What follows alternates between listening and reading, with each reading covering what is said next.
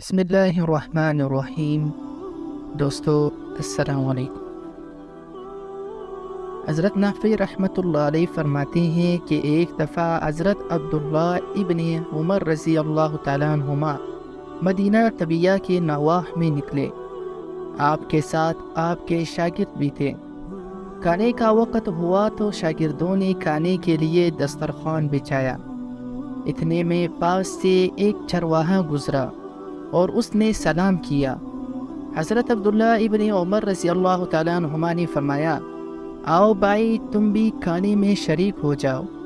اس نے کہا کہ میرا تو روزہ ہے۔ حضرت عبداللہ ابن عمر رضی اللہ تعالیٰ عنہ نے فرمایا، کیا تم اس قدر شدید ترین گرمی کے دن بھی روزہ رکھے ہوئے ہو اور اس حالت میں بھی بکریاں چرا رہے ہو؟ اس نے کہا، بخدا میں ان ایام خالیہ سے حصہ وصول کر رہا ہوں۔ حضرت عبداللہ ابن عمر رضی اللہ تعالیٰ عنہما نے اس کے زید و ورع کا امتحان لینے کے لیے اس سے فرمایا، ایسے کرو کہ اپنی بکریوں میں سے ایک بکری ہمارے ساتھ فروخت کر دو، ہم تمہیں اس کی قیمت بھی دیں گے اور گوشت بھی دیں گے۔ گوشت سے تم روزہ افطار کرنا۔ اس چرواہے نے عرض کیا کہ ان بکریوں میں سے کوئی بکری بھی میری نہیں ہے، بلکہ سب بکریاں میرے آقا کی ہے۔ حضرت عبداللہ ابن عمر رضی اللہ تعالیٰ عنہما نے اس سے فرمایا کہ تمہارے آقا کو ایک بکری نہ ملی تو وہ تمہارا کیا بگاڑ لے گا؟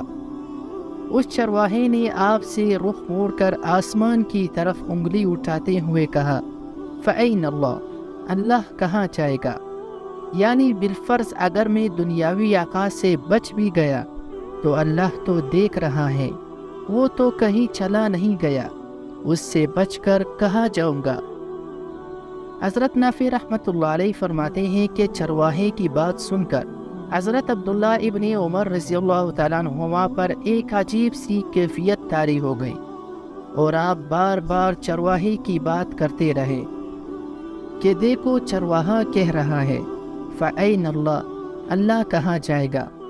حضرت نافع رحمۃ اللہ علیہ فرماتے ہیں کہ جب آپ مدینہ طیبہ واپس تشریف لائے تو آپ نے اس چرواہے کے آقا سے وہ ساری بکریاں اور چرواہے کو خرید لیا، پھر چرواہے کو آزاد کر کے ساری بکریاں اسے بخش دی۔ دوستو یہ تھا ہمارا آج کا واقعہ۔ اگر آپ کو ویڈیو اچھی لگی ہو تو ویڈیو کو لائک اور چینل کو سبسکرائب کر دینا۔